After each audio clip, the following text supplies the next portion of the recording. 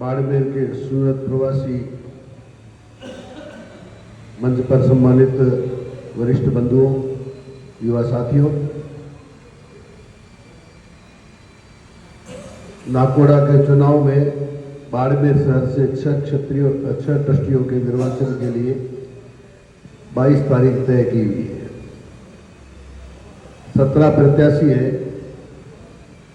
और चुनाव है तो प्रचार भी है। तो मतदान की प्रक्रिया से जब निर्वाचन होगा तो नामांकन और मतदान के बीच में जो भी समय मिलेगा तो ये स्वाभाविक रूप से प्रचार या मतदाताओं से संपर्क, ये सारी स्वाभाविक प्रक्रियाएं हैं। इस बार नामांकन के पश्चात लगभग 2 माह का समय मतदान के लिए मिला, तो प्रत्याशियों ने भी बाड़मेर शहर के अलावा बाड़मेर के प्रवासी जिन जिन शहरों में विराज रहे हैं उन सबसे भी संपर्क करने का प्रयास किया है। हमारे यहाँ भी सूरत में लगभग सारे प्रत्याशियों का आगमन हुआ और आप सभी से सहयोग करने की सभी ने अपील की है। 2-4 प्रश्न सबके दिमाग में है। अभी गौतम जी ने कहा कि भाई किसी को शंका रखिए, तो सामान्य रूप से कई बार ये है कि भाई अपने पास आए हैं बाहर से, तो अपने घर के हैं तो भी यहाँ आए हैं तो हम अतिथि रूप में मानते हैं, इसीलिए आपने सम्मान भी कर लिया हमारा। तो घर आए मेहमान से सवाल क्यों पूछे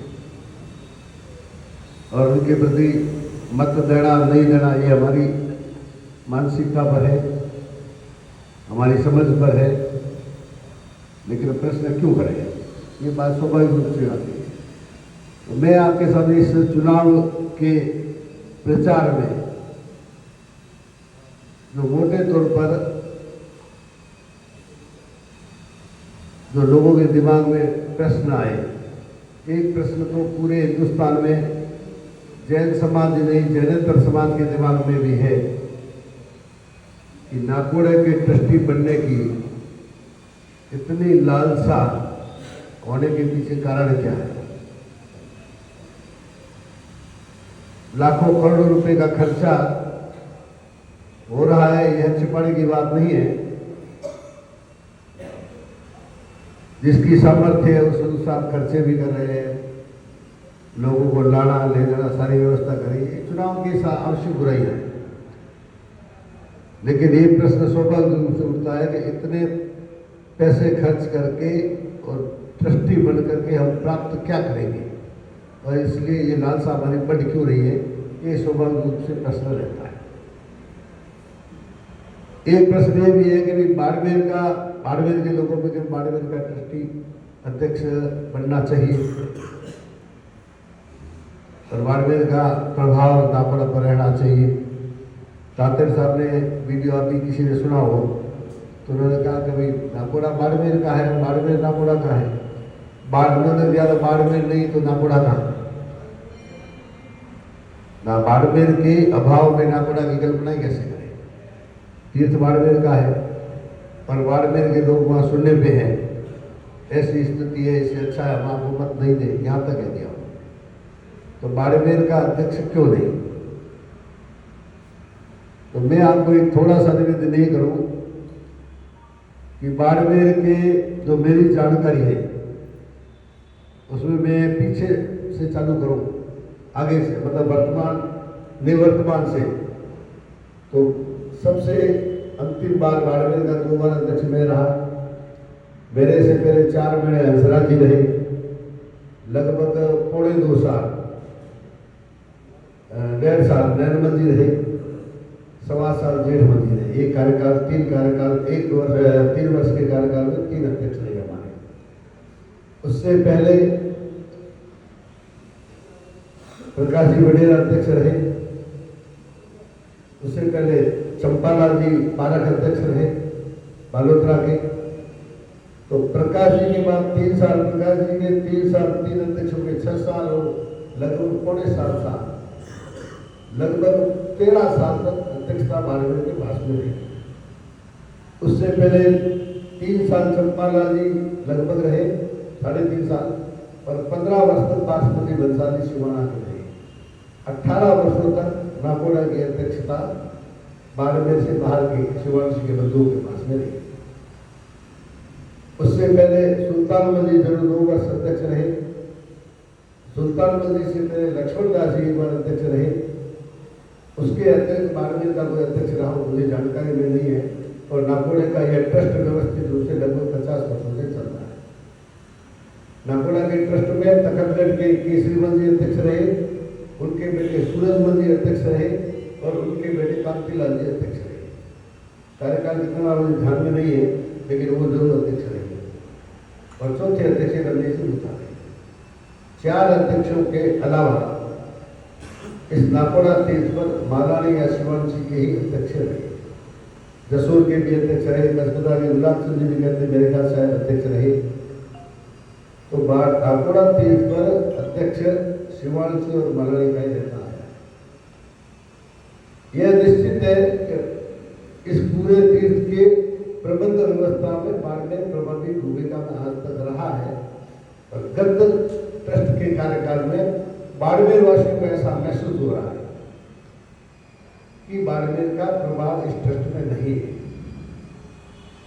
और बाड़मेर के लोग हैं वो जैसे दरकिनार करें या दोयम दर्जे के नागरिक हो वैसा व्यवहार उनके साथ में है। इस बात की बाड़मेर के हम सभी बंधुओं को एक पीड़ा भी है। एक बात ये भी है कि बाड़मेर के कई बार अपने 6 ट्रस्टी बाड़मेर की, एक रामसर धोरीमला शेष मांगली क्षेत्र से, एक चोटन क्षेत्र से 8 ट्रस्टी हमारे हैं। शिवगिरी मालानी का नाम है, जसोर भी मालानी का नाम है। शिवगिरी सामान्य रूप से आज तक हमारे साथ रहता है। जसोर भी लगभग साथ देता, सहयोग करता रहा है। तो यो समझो तो मालानी के 10 ट्रस्टी है। फिर भी बाड़मेर का अध्यक्ष कई बार क्यों नहीं बना। और उसके पीछे हम सभी ये मानते हैं कि बाड़मेर के ट्रस्टी आपस में लड़ लिए या एक मत नहीं हुए या एक दूसरे के लिए किसी के त्याग की भावना नहीं रही, इस कारण से हम वंचित हैं। एक लंबे समय तक जब बाड़मेर के अध्यक्ष रहे तो उपाध्यक्ष और कोषाध्यक्ष के 2 पद शिवांशी को हम देते रहे और शिवांशी के जब अध्यक्ष रहे हैं तो उपाध्यक्ष और कोषाध्यक्ष बाड़मेर के बनते रहे हैं। तो बाड़मेर नाकोड़ा के 100 वर्षों के कार्यकाल में लगभग प्रभावी भूमिका में आज तक रहा और हम सभी की इच्छा है कि बाड़मेर प्रभावी भूमिका में रहे। और प्रभावी भूमिका में इसलिए रहे कि बाड़मेर के ट्रस्टी ने प्रभाव के साथ में प्रभावशाली ढंग से नाकोड़ा तीर्थ का संचालन किया। ये बात सत्य है। बाड़मेर के लोगों की अगाध श्रद्धा नाकोड़ा तीर्थ के प्रति है, इसमें भी कोई दो राय नहीं। अब ये सारी स्थितियां है।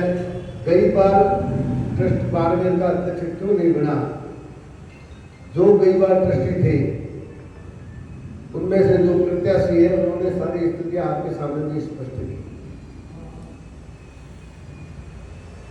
कई ये भी कहा कि अमृत जी ने मूथा जी को पहले से ही तय कर रखा था, इसलिए बाड़मेर का अध्यक्ष अमृत जी ने बनने नहीं दिया। ये आरोप भी है मेरे ऊपर। मैं इसकी सफाई नहीं देता, लेकिन मैं आपको एक बात बताऊं कि बाड़मेर से 6 ट्रस्टी थे। 6 ट्रस्टियों में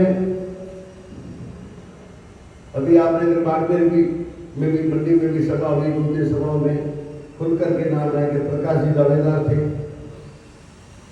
और हंसराज जी दावेदार थे और गेंदीराम जी दावेदार थे। अब हंसराज जी और हंसराज जी के साले रमेश जी, ये 2 ट्रस्टी थे। 2 ट्रस्टी प्रकाश जी का कहना है कि छगन जी और गजेंद्र जी ये मेरे साथ थे। गेंदीराम जी का कहना है कि मैं और रतन जी उनके गिराए थे, बेटे के ससुर वो 2 थे। कैलाश जी मेहता है, उनको प्रकाश जी कहते हैं, मेरे साथ में मेरे मालूम भाई है, इसलिए मेरे साथ में। अब प्रकाश जी, गैंदीराम जी, हंसराज जी, कैलाश जी मेहता, रतन जी, रमेश जी धारीवाल चोटन वाले, छगन जी और गजेंद्र जी, ये जो जो जिनके साथ है उनके साथ है। आप में से सब लोग जानते हैं कि इनमें से मेरे कहने से त्याग करके बैठने वाला कौन था, कि भाई आप 8 ही। और मैं दादावाड़ी के पार्लियामेंट में बैठा हूँ, हंसराज जी ने मेरे से संपर्क जरूर किया था कि भाई मुझे अध्यक्ष बनना, आप मेरा क्या सहयोग कर सकते। मैंने कहा अगर आप 8 आदमी बाड़मेर के छोड़कर भी कहीं से ला सकते हो तो 5 आदमी मैं आपके कहीं से ला सकते, 8 आदमी आपके साथ में चाहिए। दूसरे दिन हंसराज जी ने कहा मैंने प्रयास कर लिया, 8 आदमी मेरे पास नहीं। तो मैंने कहा अगर अध्यक्ष की स्थिति अपनी नहीं बनती है तो दूसरी पोस्टें दो। तो उपाध्यक्ष और कोषाध्यक्ष का पद हासिल करने का प्रयास करें तो आपके पास 5 व्यक्ति चाहिए। तो 5 हज़ार दिन का अध्यक्ष रहा हो 4 महीने, तो मैं कैसे बोलूँ 4 महीने आप एक केयर टेकर टाइम रहेंगे, 4 महीने के अलग कार्यकाल आपको मिल गया, लेकिन आप बनते हुए आपत्ति नहीं है। लेकिन हंसराज जी का 5 व्यक्ति ने सहयोग नहीं किया। प्रकाश जी की स्पष्ट मान्यता है कि मेरे साथ ज्यादा लोग हैं, बाहर से आदमी मेरे साथ आएंगे, इसलिए मैं तो अध्यक्ष बनूंगा, आपको क्या करना चाहिए। अब प्रकाश जी के कहने से हंसराज जी भी गैंदीराम जी क्या करने को तैयार नहीं थे। फिर चुनाव हो गया। अब चुनाव में अगर ग्रुपिंग करेंगे तो जो अध्यक्ष के दावेदार या जो बहुमत में आ गए या जिनके साथ में ज्यादा शक्ति है, तो जो उनको मत देंगे तो उपाध्यक्ष और कोषाध्यक्ष भी वो अपने हिसाब से बनेंगे। ये आपको सब जानते हैं कि अध्यक्ष में तो अपन सामने खड़ा करें, अपने को उपाध्यक्ष और कोषाध्यक्ष की पोस्टें दे दे। ये अगर हम कल्पना करें या विचार करें, अपेक्षा रखें, अपेक्षा अपनी पूरी नहीं होगी। बाड़मेर के 6 ट्रस्टी है जो अपना साथ में मानते 8 है, लेकिन 5 आदमी हमको और चाहिए।